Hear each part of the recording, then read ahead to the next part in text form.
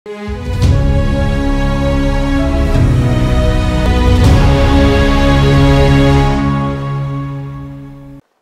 दोस्तों, राजनीति की बातें किताबों की कहानी में आपका स्वागत है। मैं हूं आपका दोस्त धर्मेंद्र कंवारी। दोस्तों, कलावड़ गांव के हरदयाल सिंह मलिक के कोई संतान नहीं हुई तो उन्होंने वंश परंपरा को चलाने के लिए छोटे भाई रामनाथ के गोपाल को गोद ले लिया था। कलावड़ की कहानी जाननी है तो डिस्क्रिप्शन में भी है, प्लेलिस्ट में जाकर आप देख सकते हैं। दोस्तों, हम चौधरी माड़ू सिंह मलिक के जीवन चरित्र पर बातें कर रहे हैं। हरदयाल के दत्तक पुत्र गोपाल के घर में 4 लड़के हुए, जिनके नाम थे सूरत सिंह, गंगादास, धारा सिंह और भरत सिंह। उनमें से गंगादास जो थे वो माड़ू सिंह जी के पिताजी थे। गंगादास जी का विवाह खेड़का गांव में हुआ था और उनकी पत्नी का नाम बख्तावरी था। गंगादास के घर में रामदे नामक बेटी के बाद 3 लड़के हुए, जिनमें 2 की बाल्यकाल में अकाल मृत्यु हो गई और तीसरा, जिसका नाम राम बख्श था, आपसी शत्रुता के कारण नाइयों द्वारा पेड़ से बांधकर उसको मार दिया गया।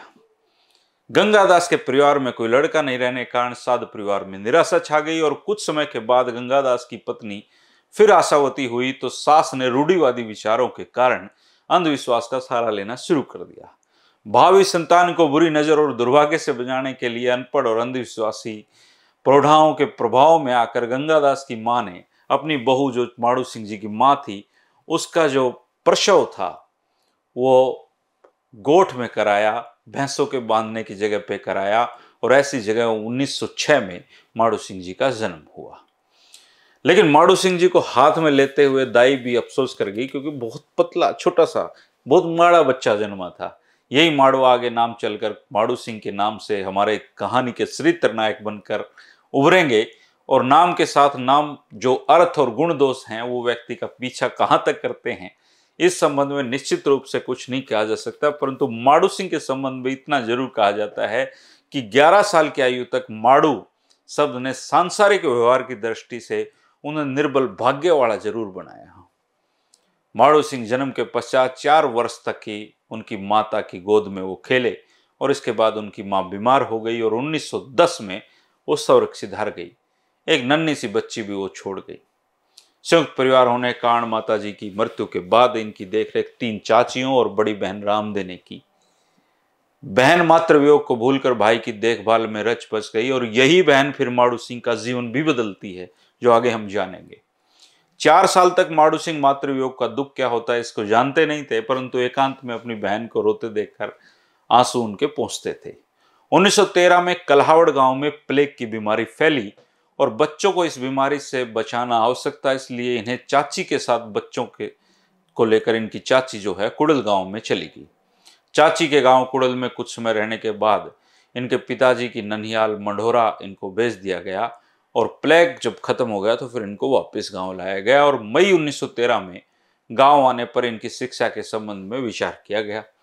कलावड़ गांव में स्कूल नहीं था और आसपास के गांव कारोर में माड़ू सिंह और उनके 2 चचेरे भाइयों को स्कूल में पढ़ने के लिए भेजा जाने लगा।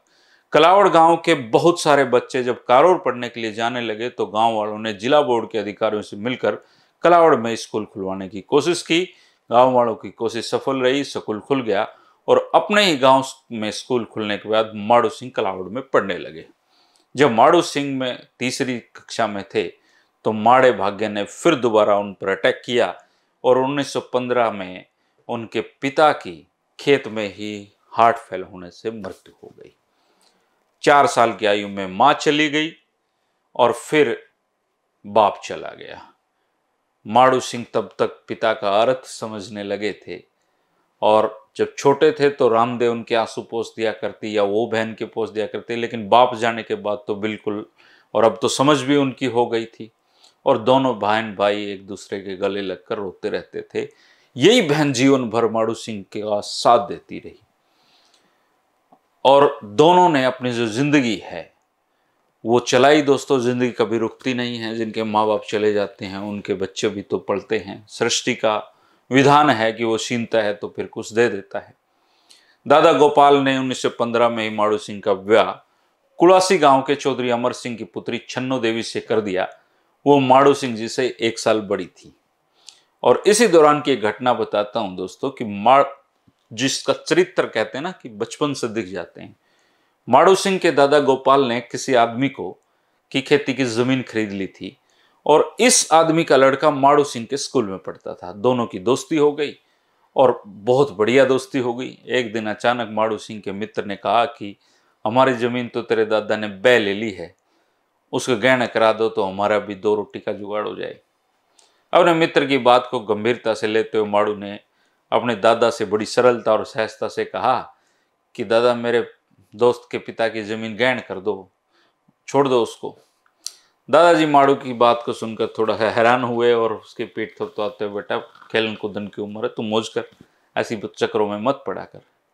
दादा का लाडला माड़ू अपनी जिद पर अड़ गया और दादा के मनाने के बावजूद भी खाना खाने के लिए तैयार नहीं हुआ।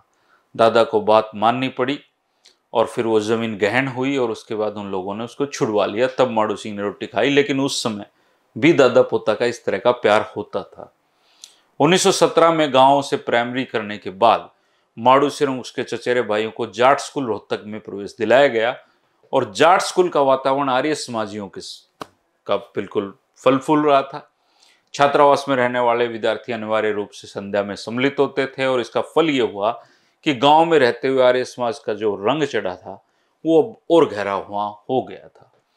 जाट स्कूल के तत्कालीन जो हेडमास्टर थे बलदेव सिंह जी, वो कट्टर आर्य समाजी थे और साथ में कांग्रेसी विचारधारा के समर्थक थे। 1920 में महात्मा गांधी ने असहयोग आंदोलन शुरू किया था और इस आंदोलन को सफल बनाने के लिए भिवानी में अंबाला डिवीजन के कांग्रेसियों का सम्मेलन हुआ था। इसमें चौधरी छोटूराम ने भी अपने विचार असहयोग आंदोलन के विपक्ष में रखे थे।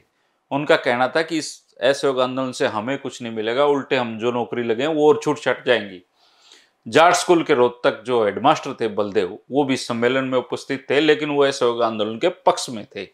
इस प्रकार असहयोग आंदोलन के विषय में स्कूल प्रबंधक समिति के सचिव चौधरी छोटूराम और हेडमास्टर बलदेव सिंह के मनमुटाव हो गए।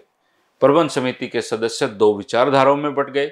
मास्टर बलदेव सिंह का साथ देने वाले सदस्य जाट स्कूल का संबंध पंजाब यूनिवर्सिटी से समाप्त करके स्वतंत्र रूप से शिक्षा देने के पक्ष में थे। वहीं चौधरी छोटूराम के समर्थक सदस्य स्कूल को उसी रूप में चलाना ठीक समझते थे। हालात खराब हुए और बलदेव सिंह की जिद के कारण चौधरी छोटूराम और चौधरी लालचंद ने नया जाट स्कूल खोलने का फैसला किया। नया जाट स्कूल खुलने से पूर्व पुराने जाट स्कूल से अभिभावकों ने अपने बच्चों को निकाल लिया और सरकारी स्कूल में प्रवेश दिलाना शुरू कर दिया, क्योंकि डर था कि असहयोग आंदोलन की सफलता यहाँ नहीं हो सकती, क्योंकि चौधरी छोटूराम उसके पक्ष में नहीं थे और मान्यता सरकार की दृष्टि में कोई महत्व नहीं रखती थी। माड़ू सिंह के परिवार वालों ने भी इनको तथा इनके चचेरे भाइयों को राजकीय स्कूल में दाखिला दिलवाया और 1921 में चौधरी छोटूराम और चौधरी लालचंद के प्रयासों से Jat heroes memorial high school की स्थापना रोहतक में हुई और माड़ू सिंह तथा इनके भाई फिर सरकारी स्कूल से छोड़कर इस स्कूल में दाखिल हो गए। इसके बाद फिर एक जीवन में टर्निंग पॉइंट आता है दोस्तों, और माड़ू सिंह पुंडरी पहुंचते हैं और यहां से भी उनकी जिंदगी बदल जाती है और वही बहन रामदेव जो बचपन से उनको एक माँ की तरह पालती है, वो बहन अब काम आती है इनके जीवन में और यहीं से फिर वो छोटूराम से मिलते हैं। आगे की कहानियों में इस कहानी को जानते रहेंगे दोस्तों। धीरे धीरे 3 बजे राजनीति की बातों में हम आगे बढ़ते रहेंगे।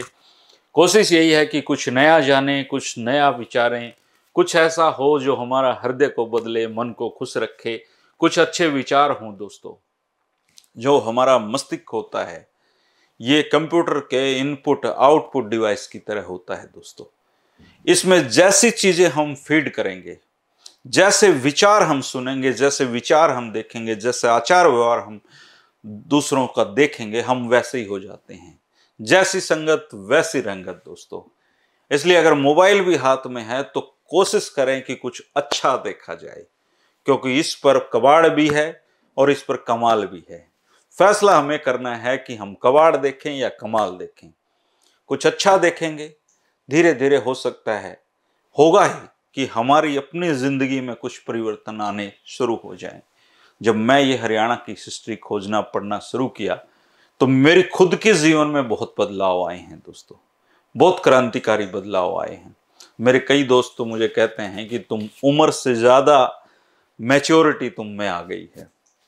वो इसलिए आ गई है दोस्तों कि आचार व्यवहार जो लोगों के सुनते हैं, जो बढ़िया आदमियों के जानते हैं, फिर वो हमारी जिंदगी को बदलना शुरू कर देते हैं। इसीलिए कहते हैं, हमारे बुजुर्ग कहते हैं कि संगत अच्छी करनी चाहिए। तो ये जो 3 बजे वाली संगत है दोस्तों, ये अच्छाई की संगत है, आपकी भी और मेरी भी। इस अच्छाई की संगत को आप फॉलो करें, इसको पकड़े रखें दोस्तों। 3 बजे 5-10 मिनट के लिए मूड फ्रेश कर लिया करें, पूरा दिन बढ़िया गुजरेगा।